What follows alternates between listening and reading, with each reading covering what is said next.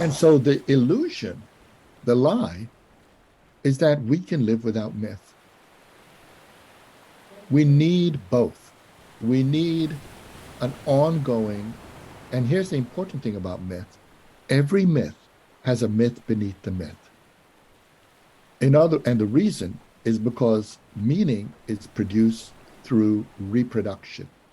In other words, through being told over and over. You notice every myth is retold. Every one of us, from our childhood through our adult life, are retelling myths.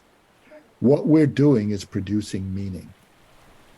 And this production of meaning connects us. And at the same time, now we add something to it. You see, the mistake when we try to pit science against art or, against um, everyday life is we forget they have different purposes. The purpose of science is to learn how things work.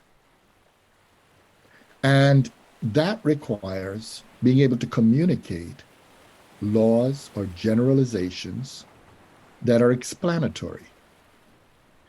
And because of that purpose, it moves away, it communicates through the myth, but it is constrained by what's called evidence.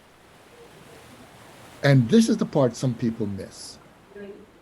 Science, and I love this formulation, it was done by Peter Cause, a very brilliant creative philosopher.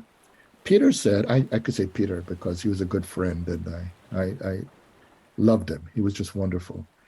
Peter said, basically, that science is imagination constrained by evidence.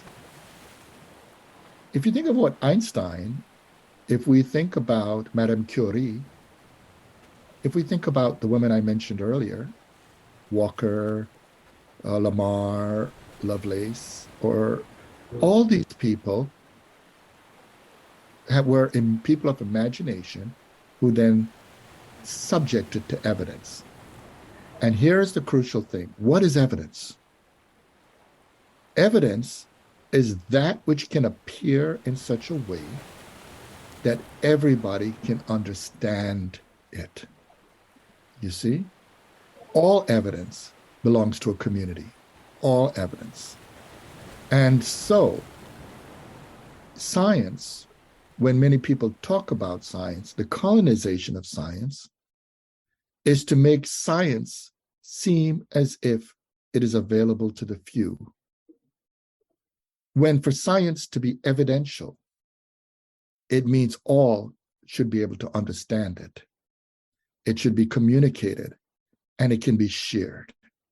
And in that sharing, people bring their creativity to transform science into the many things we use and do.